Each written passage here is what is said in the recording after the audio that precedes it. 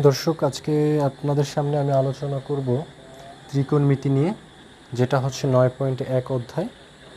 এটা ৯ম-১০ম শ্রেণীর ত্রিকোণমিতি। তাহলে আমরা ক্লাসে চলে যাই। তো প্রথমেই আমাদের ত্রিকোণমিতি বুঝতে হলে যেটা বুঝতে হবে সেটা হচ্ছে সমকোণী ত্রিভুজ। আমরা একটা সমকোণী ত্রিভুজ যদি বিবেচনা করি, তাহলে সমকোণী ত্রিভুজ কাকে বলে? যে ত্রিভুজের যে কোনো একটি কোণ সমকোণ, দেখুন আমি এই কোণটিকে সমকোণ যদি ধরি, তাহলে এই সমকোণী ত্রিভুজটার সমকোণের বিপরীত বাহুকে বলা হয় অতিভুজ। কি বলা হয়? অতিভুজ।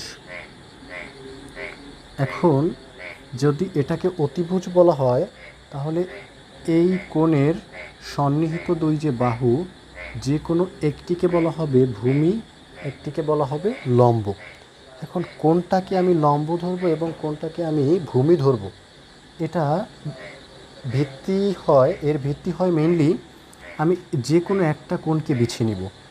যদি আমি ত্রিকোণমিতিক অনুপাত করি, তাহলে আমাকে প্রথমেই যে কোনো একটা কোণকে থিটা কোণ হিসেবে ধরে নিতে হবে। কী কোণ হিসেবে? থিটা কোণ। ওকে, যদি আমি এটাকে থিটা কোণ ধরি, তাহলে এই থিটা কোণের বিপরীত বাহু হবে লম্ব। কি হবে? লম্ব।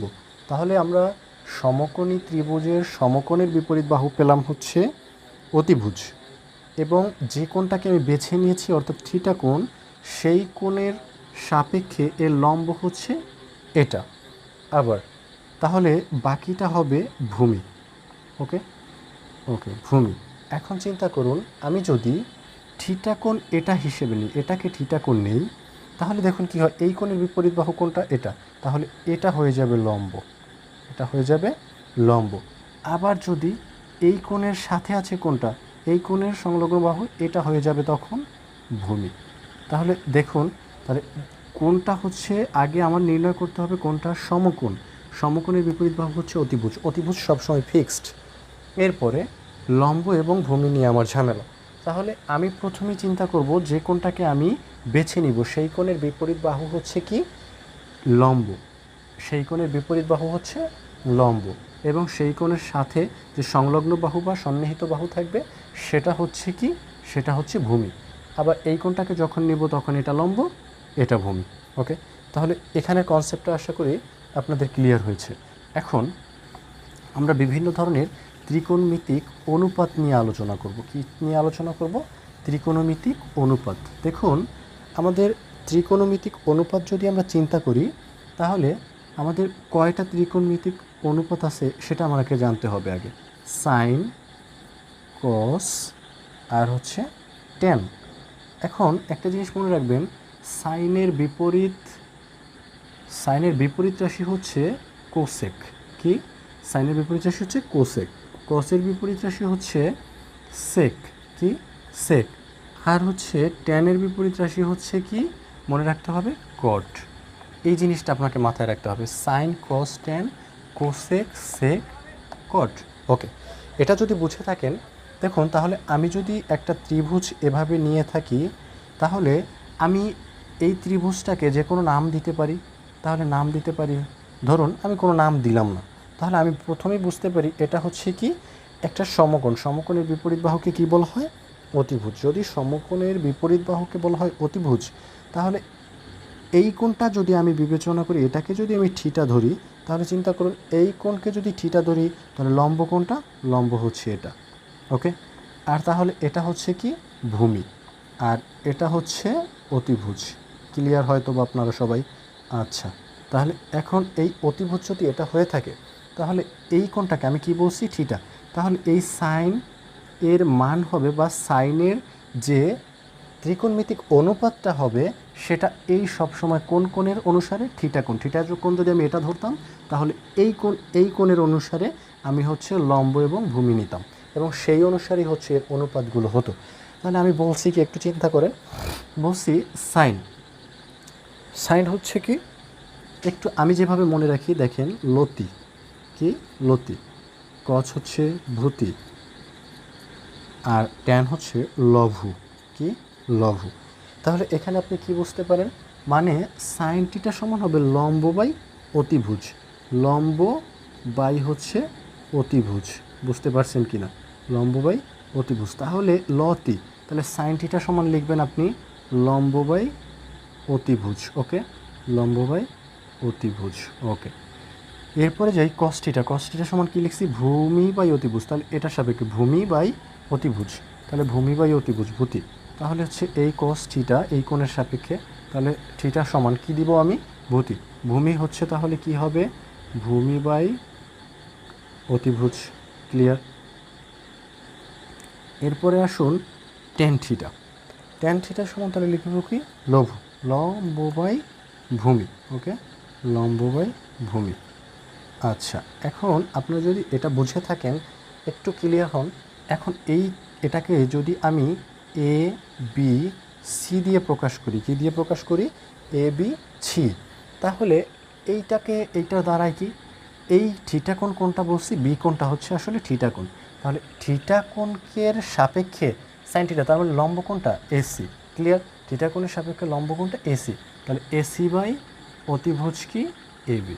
ওকে, এটার ক্ষেত্রে কি হবে একটু দেখুন, ভূমি বাই অতিভুজ মানে বিসি বাই এবি। আর এটার ক্ষেত্রে কি হবে দেখুন, লম্ব বাই ভূমি। লম্ব হচ্ছে কি?